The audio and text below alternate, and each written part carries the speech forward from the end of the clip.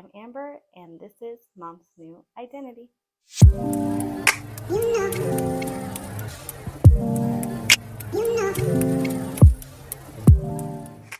If you're here and you watched my first two videos, thank you so much for tuning in. I really do appreciate your support, feedback that I have gotten about how some of my videos have been helpful to people because they can relate.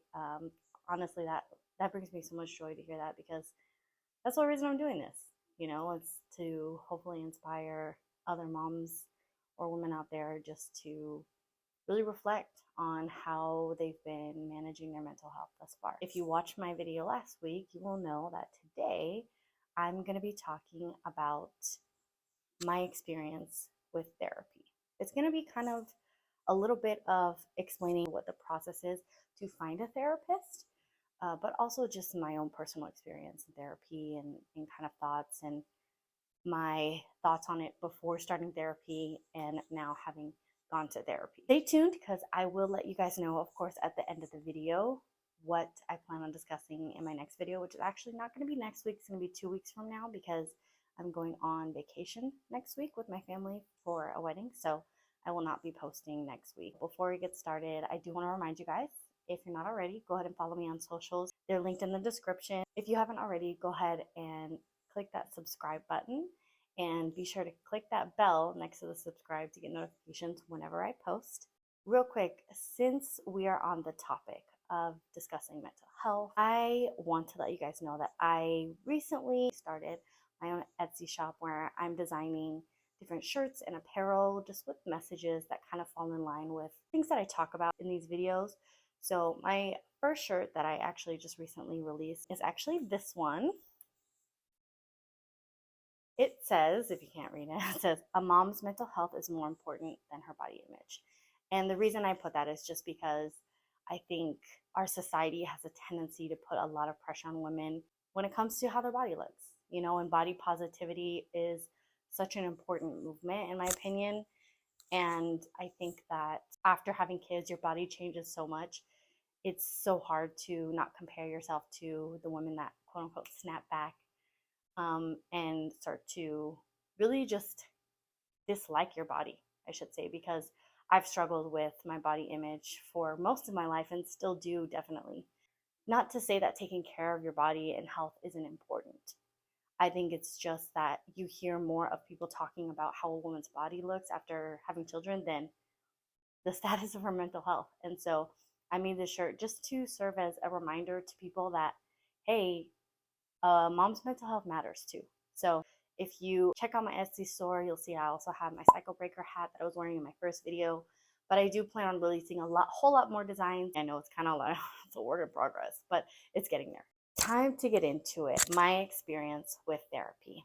And of course, as always, I want to put that disclaimer out there that I am obviously not a therapist. That's why we're talking about my experience with therapy. I'm not a licensed therapist. Everything I discuss in this video is meant to serve as just an example of what your experience of healing and therapy and all of that stuff can look like. It's not solid factual advice. It's not meant to be advice. So everything that I say, even though it may sound in the way that I phrase things like advice, please keep in mind that your situation is unique to you, and the best thing that you can do is talk to a specialist, talk to a therapist if you're struggling in some way, because they're experts on how to handle certain situations. Again, getting into it, my experience with therapy. First things first, I have to say that I used to not be a fan of therapy, if I can put it that way, or I should say I kind of had some negative biases around therapy,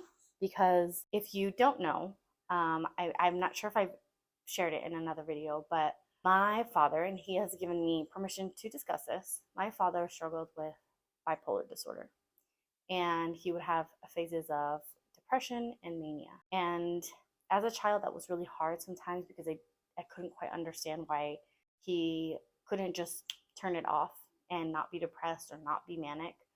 And now as an adult, I've learned to understand. But because of that fact, my father has been in therapy for many years, because he was diagnosed with it shortly after I was born.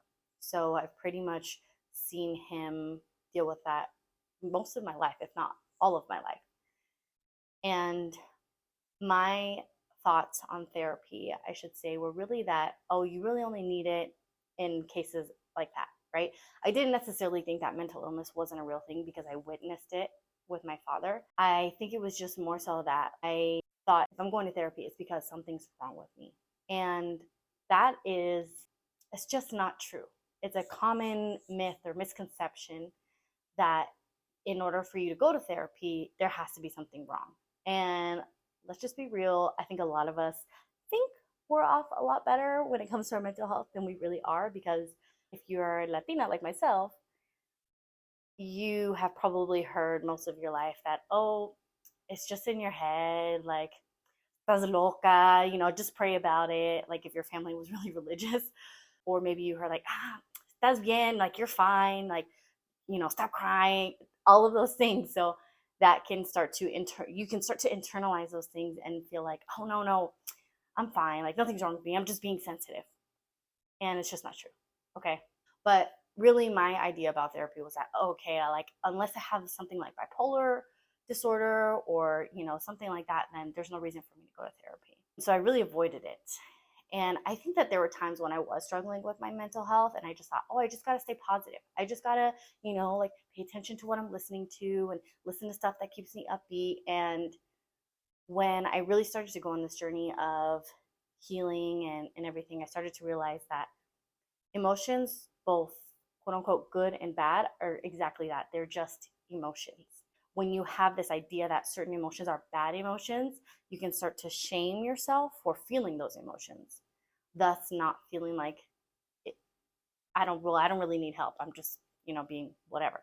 So I had this bias that no, I'm not. I'm fine. I'm doing fine. I think it was just more so denial, and it really wasn't until, like I mentioned in my first YouTube short, or it's also on TikTok, my motherhood journey and how I started to struggle with postpartum depression.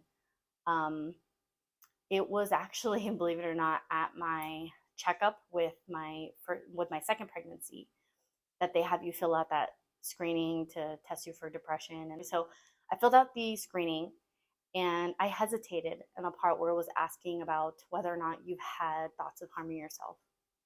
And I thought, no, I need to answer this question, honestly. And I did.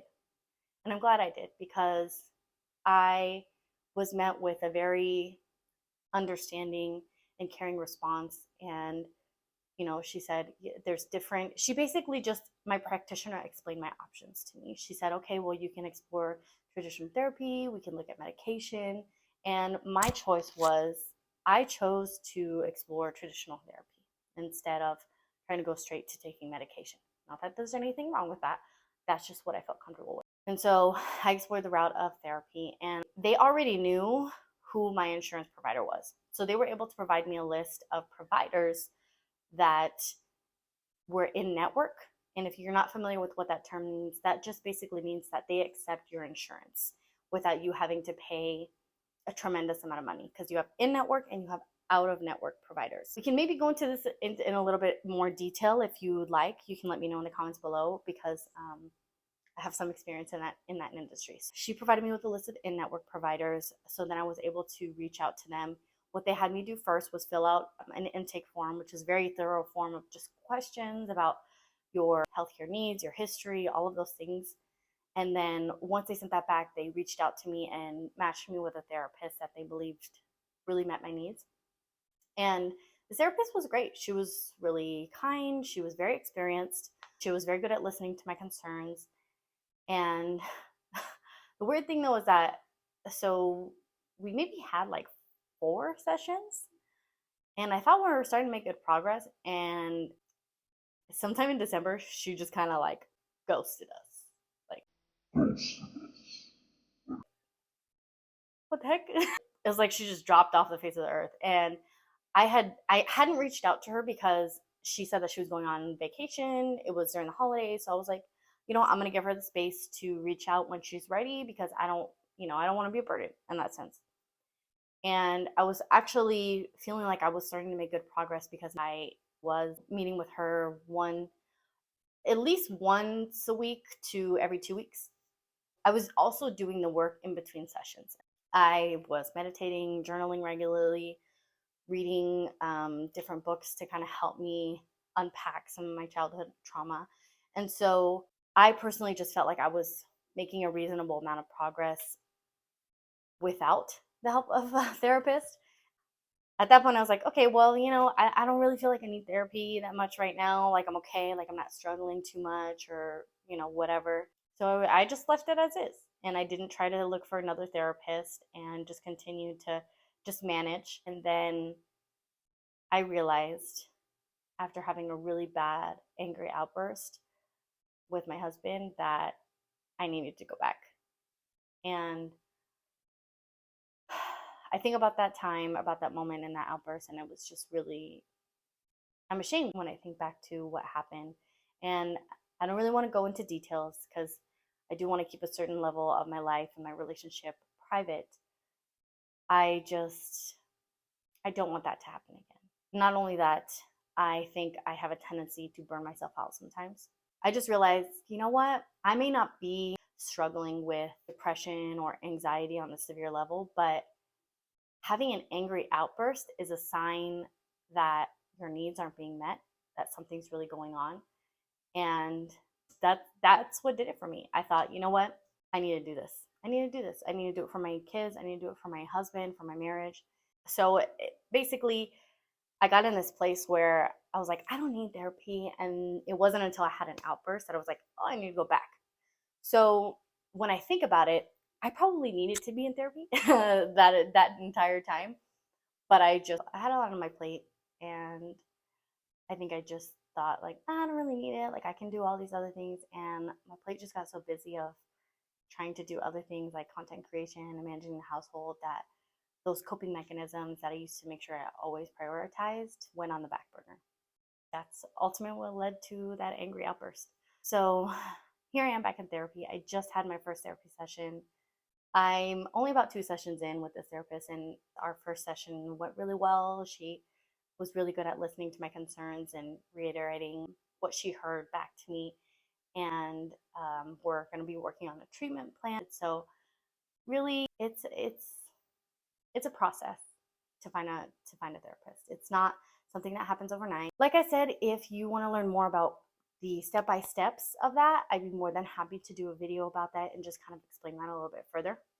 I'll give you guys another update maybe in a couple months once I've had an opportunity to have a few more sessions. But in the meantime, in 2 weeks, not next week, but in 2 weeks, I'll be doing another video. In that video, I plan on discussing how starting to heal my trauma and going to therapy and doing all these things started to affect my relationship with money. So that's going to be an interesting video if you're curious about that. So go ahead and subscribe if you haven't already. But if you're still here and you've watched this entire video, I really hope that my experience with therapy maybe made it seem a little bit less scary in trying to go to a therapist. But any questions, or maybe if there's more you want to know about that process, let me know in the comments below. But in the meantime, thanks again for watching, and I'll see you in 2 weeks.